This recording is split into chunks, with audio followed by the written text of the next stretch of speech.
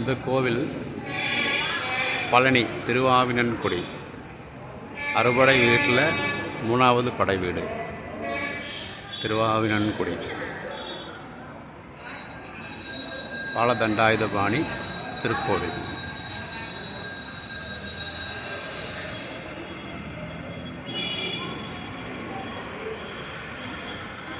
இது பழமையான கோவில். இந்த சுவாமியை தரிசனம் பண்ணிவிட்டு அதுக்கப்புறம் தான் நீங்கள் பக்தர்கள் அனைவரும் மலைக்கோவிலுக்கு மேலே போகணும். அங்கே பாலதண்டபாணியை தரிசனம் பண்ணலாம். இதுதான் ஆதி காலத்தில் முருகன் இங்கே வந்து தவம் பண்ண இடம்.